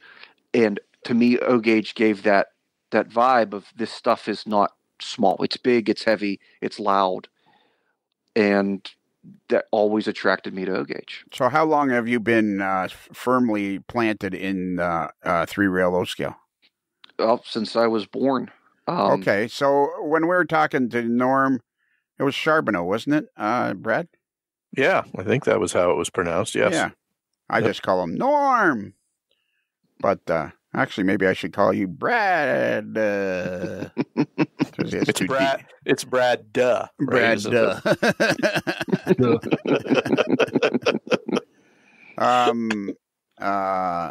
Thanks for tying my shoes at Tomstock too, Brad. I appreciate it. You're welcome. You're welcome. Another great named Mario Lemieux at one point in his career had to have people tie his skates for him because he had a bad back. So there you go. Yeah, played for the Pittsburgh Penguins. He did. He did. And who did he meet in Cranberry one time? Yeah. I met him. He met you. Let's get the order right. Well, it was it was at the Sheets up by the outlet mall there. Okay, yeah. What's that town called? Cranberry, isn't it? No. Cranberry's farther south. It's right near Slippery Rock. Grove City. Oh, Grove City. That's it. Yeah. Okay. Yeah, he was standing in line behind my wife, and I had gone to the restroom and come back and got my soda and everything. We're on our way to Florida, and it's our regular stop. And I walk up to her and I say, "Did you get such and such?" And she's like, "Yeah." And with her eyes, she's like pointing to the left. And I'm like, "Did you want me to get you something?" "No, I'm just here in line paying." And she's doing this with her eyes. And I'm like asking her these dumb questions. And finally, a guy behind her says, "I think she's trying to tell you I'm here." And it was Mario Lemieux. and it was the day after the Pittsburgh Penguins had beaten the Toronto Maple Leafs. And I said, "Well, I'm from Toronto, so I'm not talking to you."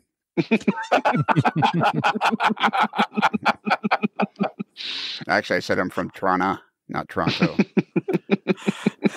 He was a very, very pleasant man. He was a very, very, very nice guy.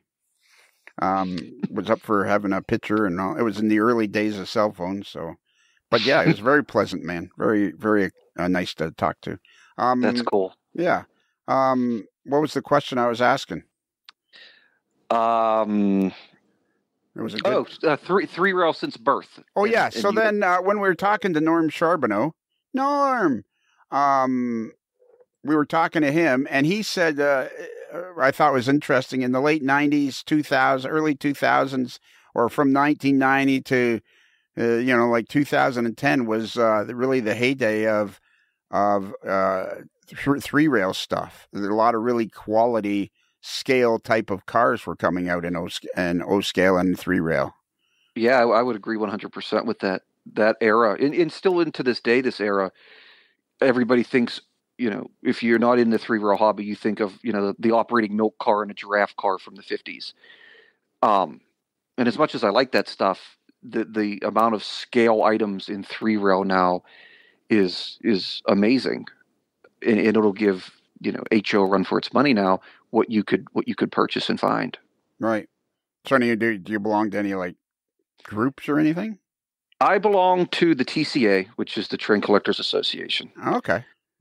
And then I belong to a couple real railroad groups. I'm a friend of the East Broad Top, and then I'm a member at the Pennsylvania Trolley Museum also. Oh, cool. Well, and is that the one that's like down near Washington? Yes, sir. That would be it. Yeah, that's apparently there's a real cool one near Washington. Yeah.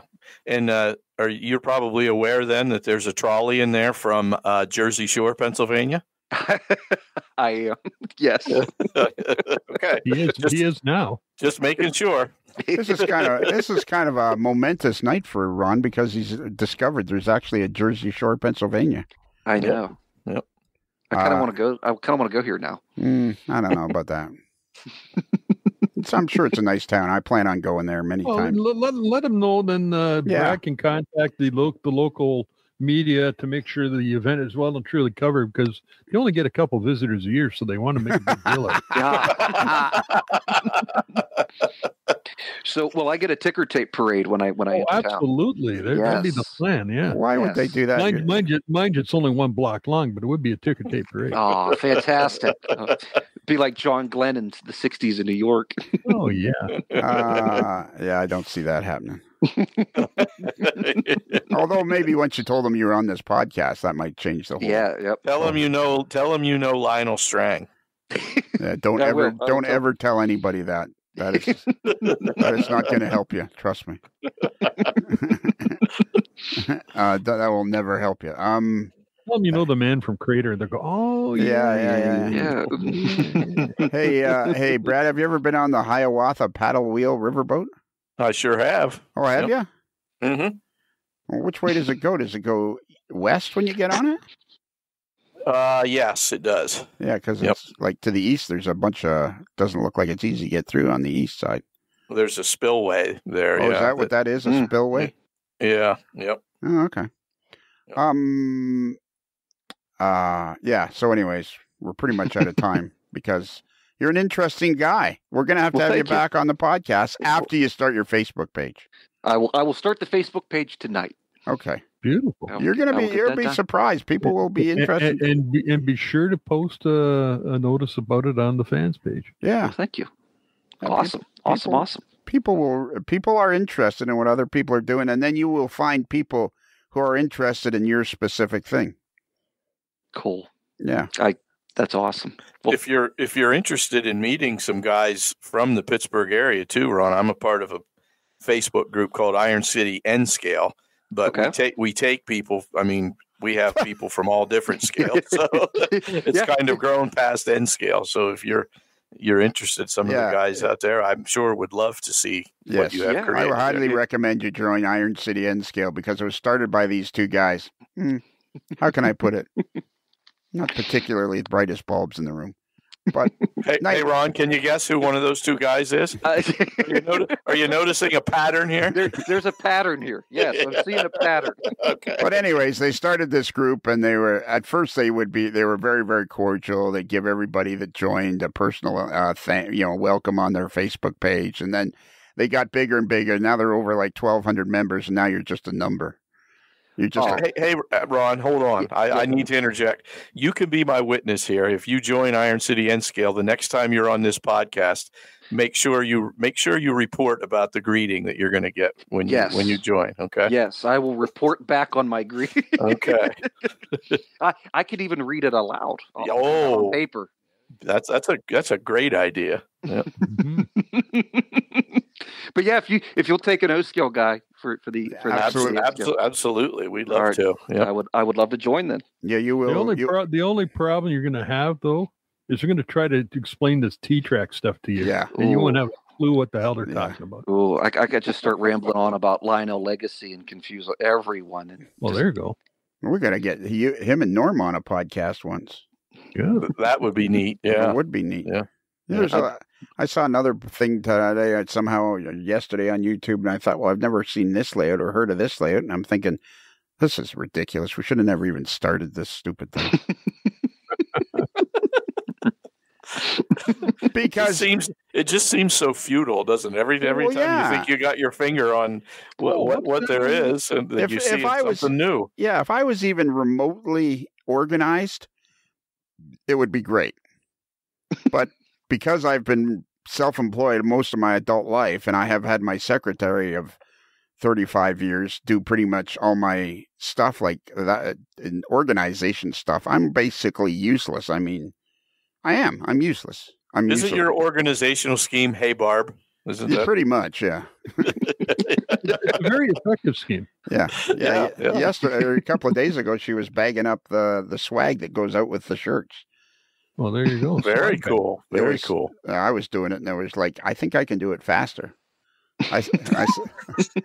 You're going. I said a one-armed squirrel could do it faster.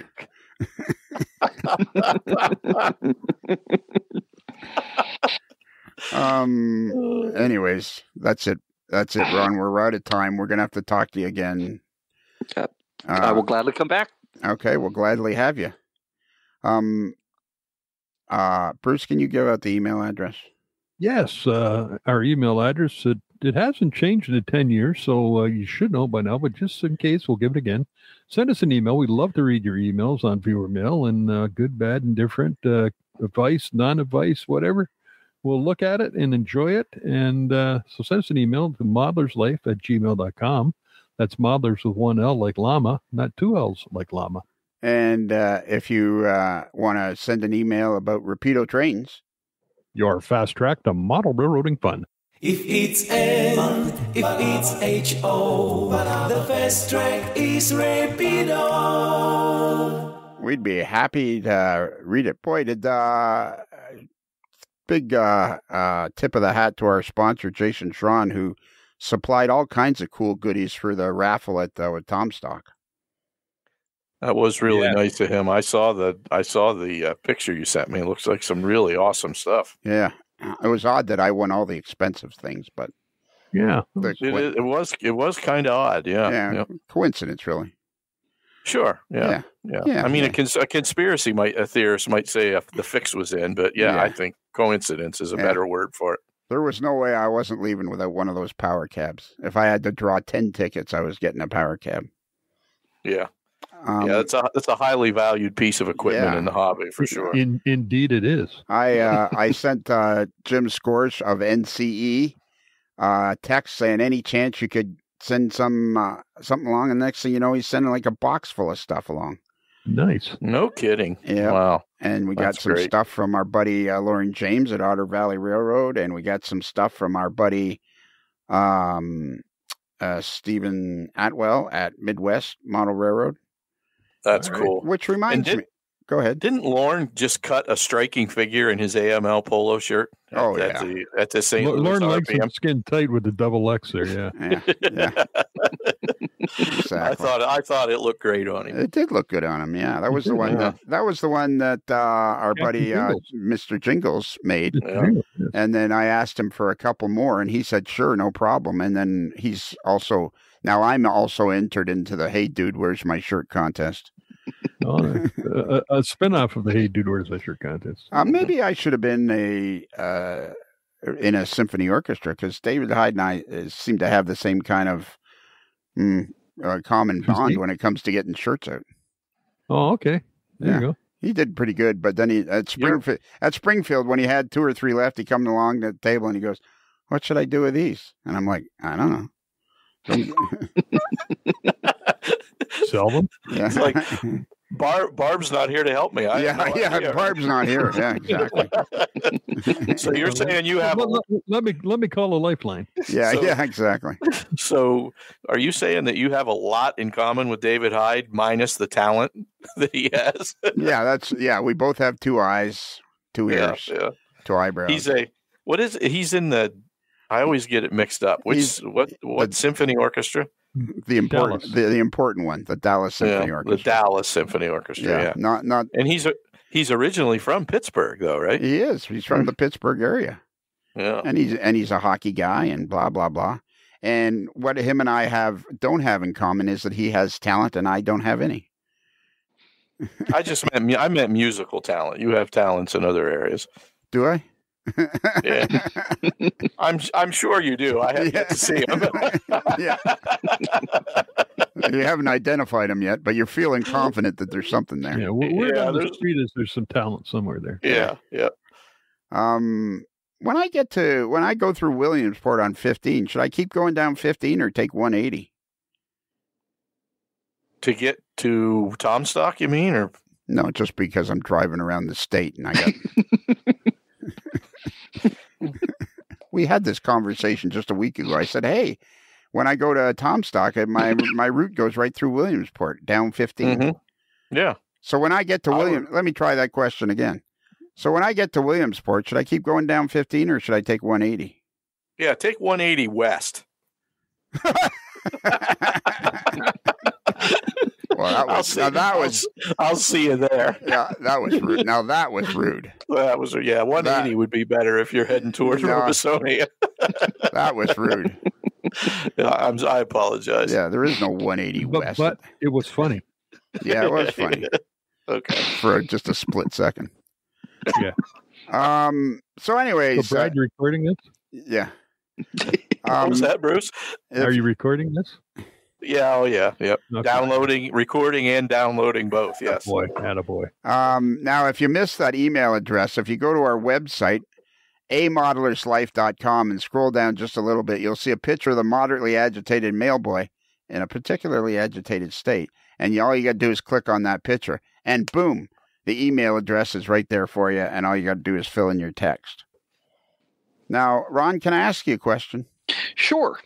Have you ever wanted a T-shirt with a hot dog on it? You know, I'm not a T-shirt wearer, always wear collared shirts, but, I would take a T-shirt with a hot dog on it. Okay. Well, if you go to Midwest Model Railroad, and their URL is midwestmodelrr.com, and you go scroll across the navigation bar to other, and click on the download on that drop-down menu, you'll see the AML shop.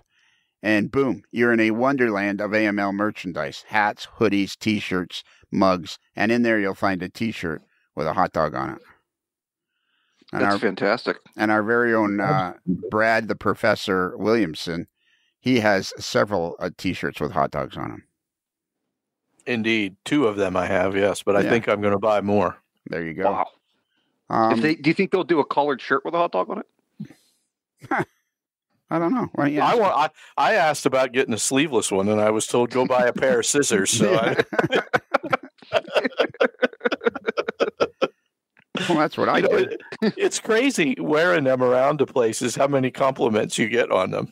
Like Missy and I were going around to wineries around State College the other day, and like 3 different people said, "Oh, you wearing that for National Hot Dog Day?" I'm like, I didn't even know it was National Hot Dog Day. yeah, let's go with that answer. Yeah. Costco, the forever price for a hot dog at Costco is $1.50. For $1.50, you get a really good hot dog and all the soda you can possibly drink. Absolutely. Wow. Best deal going. And that was an answer to a Jeopardy clue the other night. Oh, was it? Oh, okay. On National Hot Dog Day. Yes. I get it. I see where you're going now. Let's see. We talked about. Okay. And for all of you out there that have enjoyed this podcast, and I can't imagine anybody would have, other than Ron, our guest was excellent. The rest of us were, Me. yeah.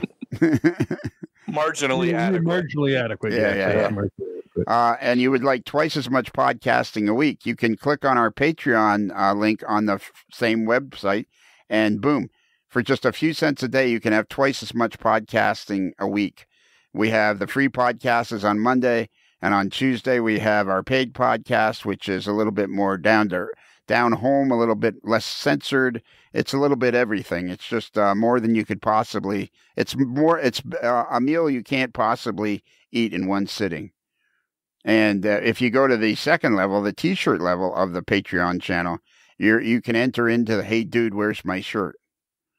which is sweeping the globe. It's a game show that's sweeping the globe. It's like everybody that is in the T-shirt level, every year you get a special T-shirt that's only available to these members, and a little bag of swag, some stickers and stuff.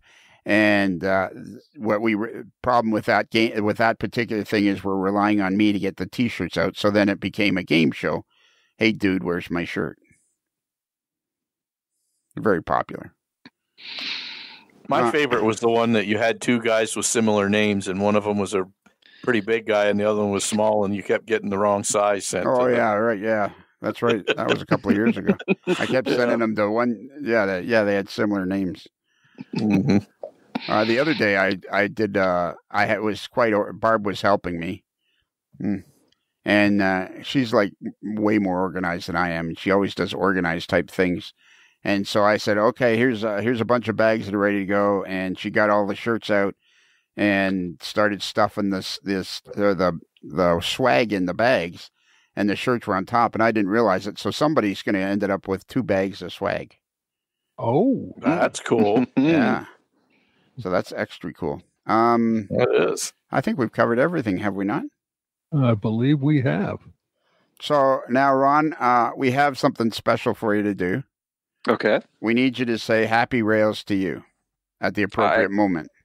I could do that. But the key to this... Whoa, hang on. Yeah, hang on. it's a little... Your instructions. It's a little trickier than you think. Okay. The trick to this is there's no singing. There's no dancing. There's no interpretation of any kind. It's strictly say "Happy Rails" to you with enthusiasm. All right. Okay. Are you ready? I'm ready. Well, Ron, as the sun slowly sets over the back 40 and we close the barn doors on another episode of A Modeler's Life, I guess there's nothing else left to do except for you to say, "Happy Rails" to you.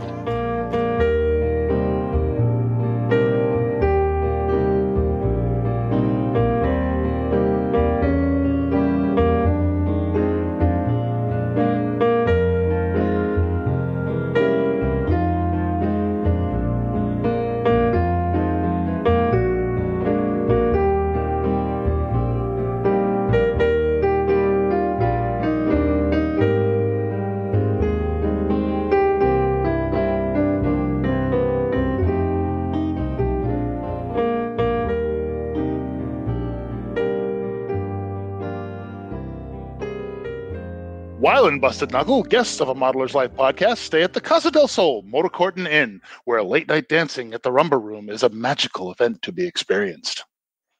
It's another Lincoln Homer.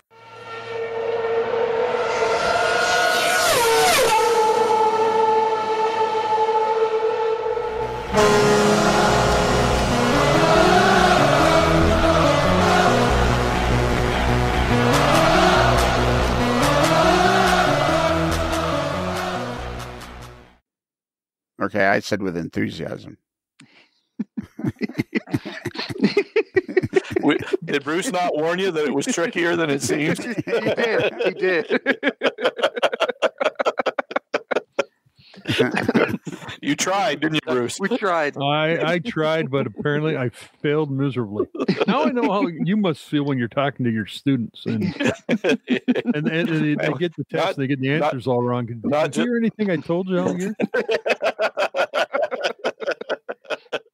Is this microphone on?